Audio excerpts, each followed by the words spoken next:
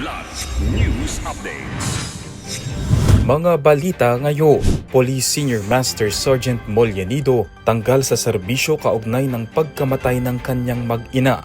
Matinding ashfall mula sa Bulkang Mayon naranasan sa Alba. 6.8 million pesos na halaga ng shabu nasabat sa mag-live-in partner sa Pampanga. Ako po si Cesar Soriano para ihatid ang mga nangungunang balita sa buong kapuluan.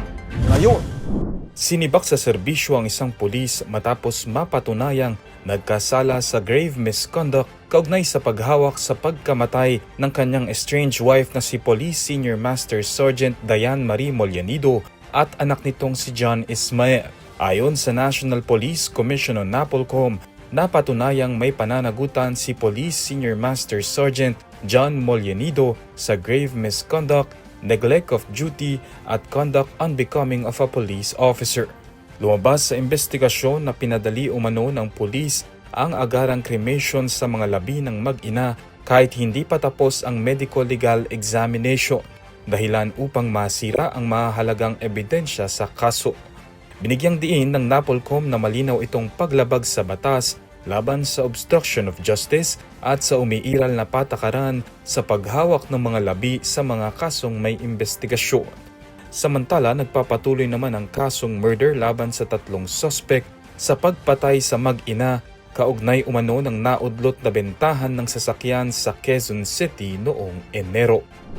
Naranasan ang matinding ashfall sa ilang bayan sa Albay nitong Sabado, Mayo 2 matapos ang pinaigting na aktibidad ng Bulkang Mayo. Ayon sa PHIVOLCS, bandang 5:38 ng hapon ay nagkaroon ng pagdaloy ng pyroclastic density current o uson sa Miisi Gully kasunod ng pagguho ng lava at minor strombolian eruption.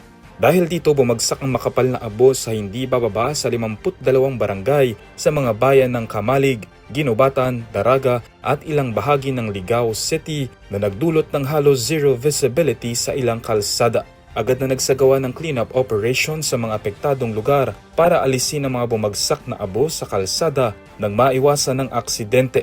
Pinayuhan din ng mga residente na manatili sa loob ng bahay, isara ang mga bintana at pinto at magsuot ng face mask upang maiwasan ang paglanghap ng abo.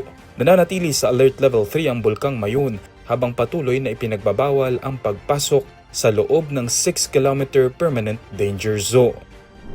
2 high-value drugs suspect ang naaresto habang nasa 6.8 million pesos na halaga ng hinihinalang shabu ang nasamsam sa isinagawang buy-bust operation sa Mabalacat City, Pampanga madaling araw ng Mayo 2. Kinilala ng pulisya ang mga nadakip sa alias na Kuya at Panggay na kapwa kabilang sa listahan ng high-value individuals o HVIs. Bukod sa tinatayang 1 kilo ng shabu, na-recover din sa operasyon ang isang kalibre 45 baril, magazine at 4 na bala. Pinangunahan ng Mabalacat CPS SDEU ang operasyon sa Sitio Bana, Barangay Dolores sa tulong ng 2nd PMFC Pampanga at PIDEA Regional Office 3. Ayon kay PRO3 Director Police Brigadier General Jess Mendez, patunay ito ng pinaigting na kampanya ng PNP laban sa iligal na droga at loose firearms upang mapanatiling ligtas ang mga komunidad. Para sa Kidlat News Channel, ako si Renzel Linon, nag-uulat.